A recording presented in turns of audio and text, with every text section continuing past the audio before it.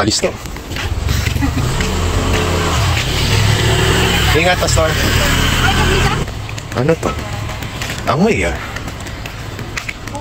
Ako iya. Ito yung isang grupo natin.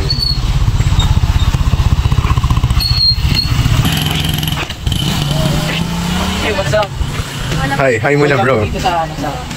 City of Sungsung. The Lost City of Batanes. Subscribe din kayo kay ano. Ano pangalan ng channel mo? Ay Facebook page. Facebook page. France TV. Yan. Pag makita niyo yung nag-upload ako ng mga training namin before. Sa Philippine Army. Marines. Marine. Yan. Isang marino si Kuya Franz. Marinong tubong babuyan. Klaro. Gino Kayanda. Di ba ganyan tono ng itbayatan? Ay, itbayat? Gino Kayanda. Parang si ate, itbayat. Parinig ng itbayat tono mo. Anong klase ng itbayat? Ano? Asan na yung mga bata? Hindi ako itbayat ako. Anong pinatranslate ko sa itbayat? Parang hanapin natin yung bata. Asan yung mga bata? Nahada na sa dinglo. Nahada na sa...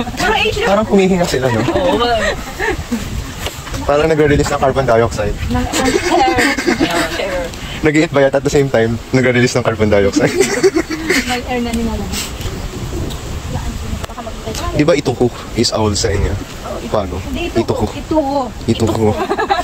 Lagyan mo na. Ano yun? I-pronounce mo yung X. Ituko Studio. Ano?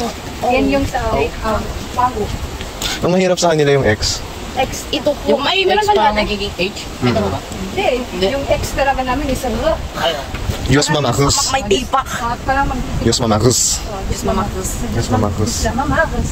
Diyos Mamakus. Mas natural sa kanila, no? Maganda yung pag yung ikaw talaga yung... Sabi ni Papa, pag itbayatan ka, alam mo lahat ng language eh. Parang yung sa kantang chi-chi, yung chi-chi.